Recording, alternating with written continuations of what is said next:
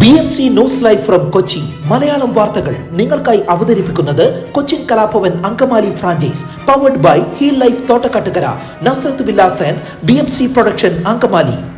നമസ്കാരം, BMC radio Malayalam വാർത്തകളിലേക്ക് സ്വാഗതം. ഞാൻ ധനു കൃഷ്ണ. 2 ദിവസം പൂർണ്ണമായും കുണ്ടന്നൂർ തേവര പാലം അടച്ചിട്ട് അറ്റകുറ്റപ്പണി നടത്തിയിട്ടും നിലവാരം കുറഞ്ഞ രീതിയിലാണ് കുഴികൾ അടച്ചതെന്ന പരാതി വ്യാപകം. നിർമ്മാണത്തിലെ അപാകതകൾ ചൂണ്ടിക്കാണിച്ച് പൊതുമരാമത്ത് മന്ത്രി അഡ്വക്കേറ്റ് PA മുഹമ്മദ് റിയാസിന് Aluva NH sub division assistant executive എഞ്ചിനീയർക്കും മരട് നഗരസഭാ ചെയർമാൻ ആന്റണി ആശാംപറമ്പിൽ പരാതി നൽകി. ആവശ്യത്തിന് ടാറും മെറ്റലും ഉപയോഗിക്കാതെ അറ്റകുറ്റപ്പണി നടത്തിയതിനാൽ പല കുഴികളും ഇപ്പോൾ തന്നെ മോശമായ രീതിയിലാണ്. തകർന്ന ചില ഭാഗങ്ങൾ തൊട്ടിട്ട് പോലുമില്ല. ചില കുഴികളിൽ എംസാൻഡും ടാറും മാത്രമാണ് ഉപയോഗിച്ചിട്ടുള്ളത്. യാത്രക്കാരെ 2 ദിവസം ദുരിതത്തിലാക്കി അറ്റകുറ്റപ്പണി നടത്തിയത് പ്രഹസനമായെന്നും ആക്ഷേപമുണ്ട്. പാലം ചൊവ്വാഴ്ച തുറന്നു നൽകും.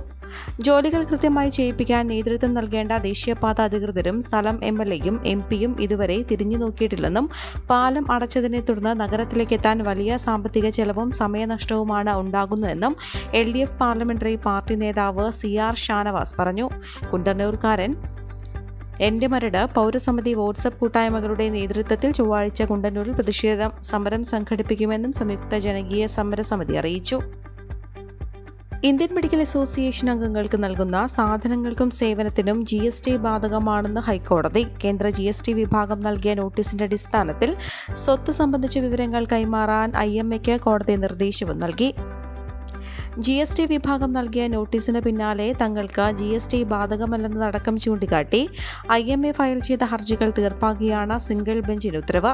IMA നൽകുന്ന വിവരത്തിന്റെ അടിസ്ഥാനത്തിൽ GST വിഭാഗം കൊച്ചി സോണൽ അഡീഷണൽ ഡയറക്ടർ ജനറലും കോഴിക്കോട് റീജിയണൽ യൂണിറ്റ് ഡെപ്യൂട്ടി ഡയറക്ടറും മൂല്യനിർണ്ണയം പൂർത്തിയാക്കണം. ഹർജിക്കാർ ഇതുമായി സഹകരിക്കണം. അതുവരെ കർശന നടപടികൾ ഉണ്ടാകരുതെന്ന ഇടക്കാല ഉത്തരവ് തുടരുമെന്നും ഉത്തരവ് വ്യക്തമാക്കുന്നു. ക്ലബ്ബുകളിലെ അംഗങ്ങൾക്കിടയിൽ നടക്കുന്ന ഇടപാടുകൾക്കും GST ബാധകമാക്കുന്ന ഭേദഗതി 2021 ഫിനാൻസ് ആക്ട് പ്രകാരമാണ് കൊണ്ടുവന്നത്.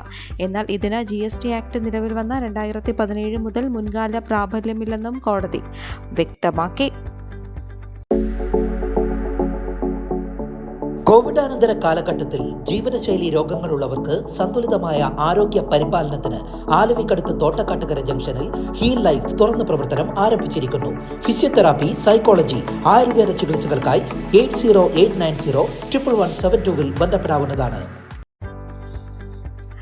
കൊച്ചി വിമാനത്താവളത്തിൽ 80 ലക്ഷം രൂപയുടെ സ്വർണം പിടികൂടി. സ്പേസ് ജെറ്റ് വിമാനത്തിൽ ദുബായിൽ നിന്ന് വന്ന തൃശൂർ സ്വദേശി അനൂപിന്റെ പക്കൽ നിന്നാണ് കസ്റ്റംസ് 1393 ഗ്രാം സ്വർണം പിടികൂടിയത്. മലയായി കഴുത്തിലണിഞ്ഞതും ക്യാപ്സൂളാക്കി ശരീരഭാഗത്ത് ഒളിപ്പിച്ചുമാണ് സ്വർണം കൊണ്ടുവന്നത്. എക്സ്റേ പരിശോധനയിൽ സംശയം തോന്നി ചോദ്യം ചെയ്തപ്പോഴാണ് സ്വർണം ശരീരഭാഗത്ത് ഒളിപ്പിച്ചിട്ടുള്ളതായി അറിയുന്നത്.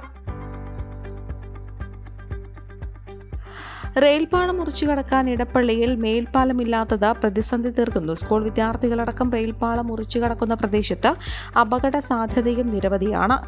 വ്യാപാര സ്ഥാപനങ്ങൾ, ആരാധനാലയങ്ങൾ, അമൃത ആശുപത്രി എന്നിങ്ങനെ എവിടേക്ക് പോകാനും പാളം മുറിച്ചു കടക്കണം. സമയലാഭം, ഗതാഗതക്കുരുക്ക് ഒഴിവാക്കൽ തുടങ്ങിയ കാരണങ്ങൾ കൊണ്ട് റെയിൽപാളം മുറിച്ചു കടക്കുന്നവരുടെ വലിയ നിര തന്നെയാണ് ദിവസവും ഇവിടെ. ദേശീയപാത 66 സമീപത്തായതിനാലും പ്രദേശത്തെ ആശുപത്രി വർദ്ധിച്ചു വരുന്ന അപകടങ്ങളും ഭാവിയിലെ അപകട സാധ്യതകളും കണക്കിലെടുത്ത് മേൽപ്പാലം വേണമെന്ന ആവശ്യവും ശക്തമാണ്. ഇവിടെ ദേശീയപാത അതോറിറ്റി ഒരു മേൽപ്പാലം നിർമ്മിക്കണമെന്ന് ഹൈബീഡൻ MP ആവശ്യപ്പെട്ടിരുന്നു.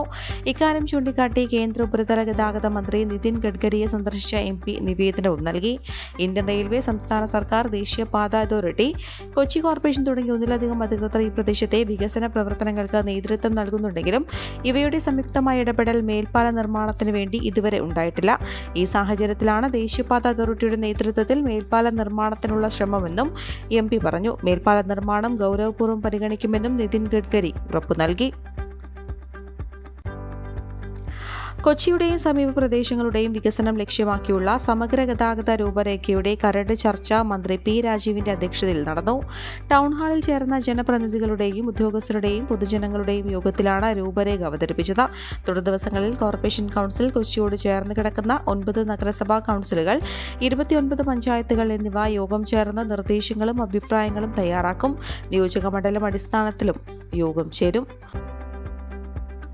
കൊച്ചി വിമാനത്താവളത്തിൽ രാജ്യാന്തര യാത്രക്കാർക്ക് ഉദ്യോഗസ്ഥ ഇടപെടലില്ലാതെ അതിവേഗം സ്വയം ഇമിഗ്രേഷൻ നടപടി പൂർത്തിയാക്കുന്നതിനുള്ള സംവിധാനം ഒരുങ്ങുന്നു. കേന്ദ്ര ആഭ്യന്തര മന്ത്രാലയത്തിന്റെ fast track immigration trusted travellers പ്രോഗ്രാമിന്റെ ഭാഗമായി രാജ്യാന്തര ആഗമന പുറപ്പെടൽ യാത്രക്കാർക്ക് ഈ സംവിധാനം ഒരുക്കുന്ന രാജ്യത്തെ രണ്ടാമത്തെ വിമാനത്താവളമാവുകയാണ് സിയാൽ. ഇതിന്റെ പരീക്ഷണം തിങ്കളാഴ്ച ആരംഭിക്കും. ഓഗസ്റ്റിൽ കമ്മീഷൻ ചെയ്യും. ഡൽഹി വിമാനത്താവളത്തിലാണ് ആദ്യമായി കഴിഞ്ഞ മാസം ഈ സംവിധാനം ഏർപ്പെടുത്തിയത്. സിയാലിൽ ഇതിനായുള്ള അടിസ്ഥാന സൗകര്യം സജ്ജമായി.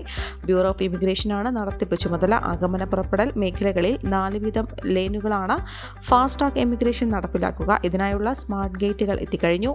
നിലവിൽ ഇന്ത്യൻ പൗരന്മാർക്കും OCA കാർഡുള്ളവർക്കുമാണ് സ്വയം ഇമിഗ്രേഷൻ നടപടി പൂർത്തിയാക്കാനുള്ള അനുമതി ലഭിച്ചിട്ടുള്ളത്. ഈ സൗകര്യങ്ങൾ ഉപയോഗിക്കാൻ കേന്ദ്ര ആഭ്യന്തര മന്ത്രാലയത്തിന്റെ പോർട്ടലിൽ ഒറ്റത്തവണ രജിസ്ട്രേഷൻ നടത്തേണ്ടതുണ്ട്. പാസ്പോർട്ട് ഉൾപ്പെടെയുള്ള രേഖകൾ വിജയകരമായി അപ്ലോഡ് ചെയ്താൽ അടുത്ത ഘട്ടമായ ബയോമെട്രിക് എൻറോൾമെന്റിലേക്ക് കടക്കാം. മുഖവും വിരലടയാളവും രേഖപ്പെടുത്താനുള്ള എൻറോൾമെന്റ് കൗണ്ടറുകൾ കൊച്ചി വിമാനത്താവളത്തിൽ പ്രവർത്തിക്കുന്ന FROE ഓഫീസിലും ഇമിഗ്രേഷൻ കൗണ്ടറുകളിലും ഒരുക്കിയിട്ടുണ്ട്. തൃപ്തികരമായി രജിസ്ട്രേഷൻ പൂർത്തിയാക്കുന്നവർക്ക് പിന്നീടുള്ള എല്ലാ രാജ്യാന്തര യാത്രയ്ക്കും ആഗമന പുറപ്പെടൽ ഇമിഗ്രേഷൻ നടപടികൾക്ക് സ്മാർട്ട് ഗേറ്റുകളിലൂടെ കടന്നു പോകാം. ഇമിഗ്രേഷൻ നടപടികൾ പൂർത്തിയാക്കാനുള്ള നീണ്ട വരികളിൽ കാത്തുനിൽപ്പും ഒഴിവാക്കാം.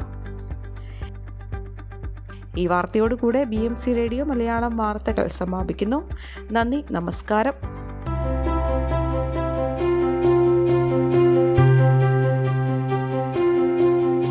അങ്കമാലി പ്രദേശത്തെ കലാവിദ്യാർത്ഥികൾക്ക് സുവർണ അവസരം.